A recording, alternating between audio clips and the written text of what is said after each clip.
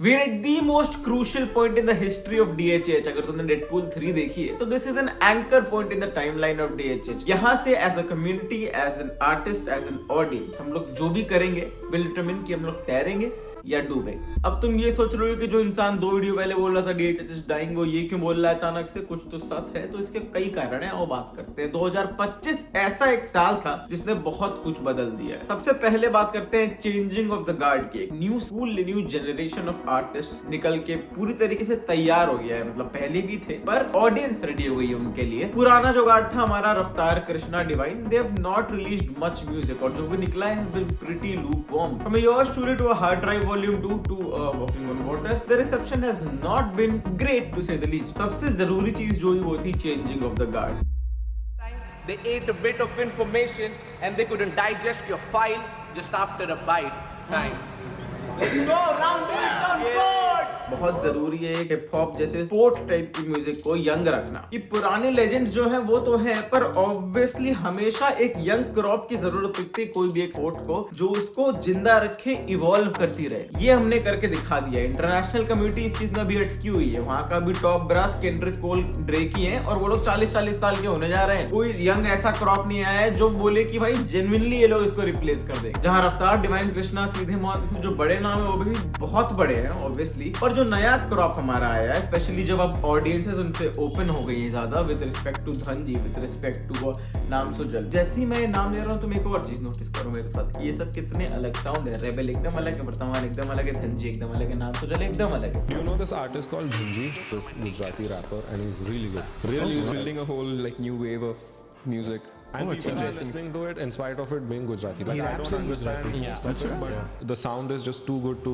like ignore. And that brings us to the second point. Regionalism बहुत important है. Hip hop में अपनी अपनी आइडेंटिटी शो करना बहुत इंपॉर्टेंट है. इंडिया जैसी कंट्री जहाँ पे इतनी डाइवर्सिटी है, हर 200 किलोमीटर में कल्चर बदल जाता है, वहाँ पे एक ही दो आवाजें क्यों सुन रही थी अभी तक? अब वो चेंज हो गया है. ऑडियंस भी ज्यादा रिसेप्टिव हो गई है उस चीज को लेके. तुम देख रहे हो कई सारे रीजनल रैपर्स फट रहे हैं. गुजराती सीन इतना फट गया है. देहरादून का सीन पहले ही फटा हुआ था, पर अब देखो कितने वहाँ के ओरिजिनल साउंड वहां से निकल के आ रहे हैं. यूपी, बिहार का साउंड कितना फट गया है विद शेखरेवाल, राज बाबू, अरुण यादव. भोजपुरी रैप का भी तुम पूछोगे कि इतने लिसनर आएंगे, ऑडियंस इतना अप्रिशिएट कर रहे होंगे एक नाट्य अलापिका जैसी एल्बम को. बहुत सही डायरेक्शन में जा रहे हैं अभी हम लोग.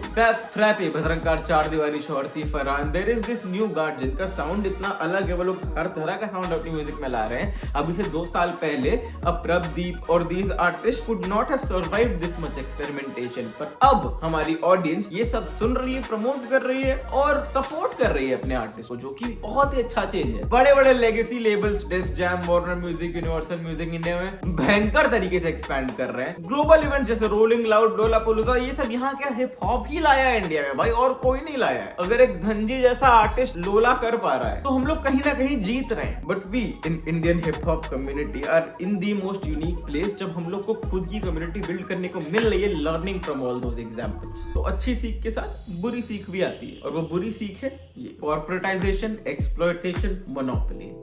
Let me explain. Corporatisation of art almost हमेशा एक्सप्लॉयटेशन साथ में लेके आया है. मेरी बात नहीं मान रहे हो तुम, अपने फेवरेट आर्टिस्ट तीज की सुन लो. तुम्हें एक बजट मिलता है कि ये लो तुम्हारी एल्बम है, इसका तुम्हें बजट पकड़ लो 15 लाख है जितना भी है, इससे एल्बम बनाओ, करना प्रोडक्शन करो सब. हाँ सब कुछ देखो जो करना है कर, हमें एल्बम चाहिए. एल्बम बनी, एल्बम डली तो 15 लाख पहले रिकवर होगा लेबल पे.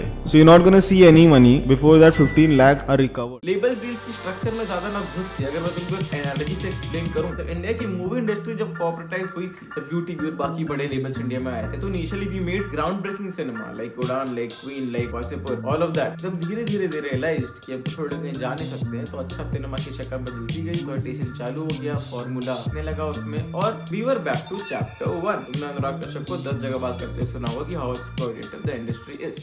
वासेपुर रिलीज हुई तब तो तुमने देखनी 4 दिन थी थिएटर में, 4 दिन पार्ट 2. पहली फिल्म है, एक फिल्म की वजह से स्टूडियो ने बाद में लेट रिलीज की, वेडनेसडे को रिलीज हुई. 4 दिन बाद एक टाइगर आ गई. 4 दिन सिनेमा हॉल में थे. 4 दिन में उस पिक्चर ने 22 करोड़ रुपए कमाए. स्टूडियो उसको फ्लॉप बोलते. तो क्या सब इंडिपेंडेंट चले जाए? नहीं, वो भी पॉसिबल नहीं है. इंडिपेंडेंट जाना सबके बस की बात नहीं होती है. लेबल डेफिनेटली एक ग्राउंड वर्क सेट करता है, प्लेटफॉर्म्स देता है, 50 चीजें करता है. What I think we need is more boutique labels. What do you call boutique labels? Basically labels like an Azadi, an artist Taana, Kalamkar, DL91, what they do is they find artists, they nurture them and empower them into growing something bigger. अभी क्या हो रहा है, एक artist अपनी मेहनत से बड़ा हो रहा है, लेबल बोल रहा है भाई तुमको इसको आगे लाने का कोई तरीका नहीं है, आओ बस मेरे साथ ही काम कर सकते हो, मैं तुमको पहुंचाऊंगा लेकिन बदले में दे दो मुझे। ये बुटीक लेबल्स क्या करते हैं, आर्टिस्ट को इन चीजों के लिए बहुत सारे सेंस में तैयार कर देते हैं कि जब तक आर्टिस्ट बड़ा हो उसके पास एक बड़ी लेबल डील है, वो ये सारी चीजें समझ चुका हो। पर तुम देखो ये सब लेबल्स गायब हो रहे हैं, चाहे आर्टिस्ट तानो, वली गैंग, कलमकार, जितने भी पहले हुआ करते थे, अब कम सुनने को मिलता है नाम इनका। बस कभी एसोसिएशन म्यूजिक के साथ सुनने मिल गया तो मिल गया, पर वी नीड मोर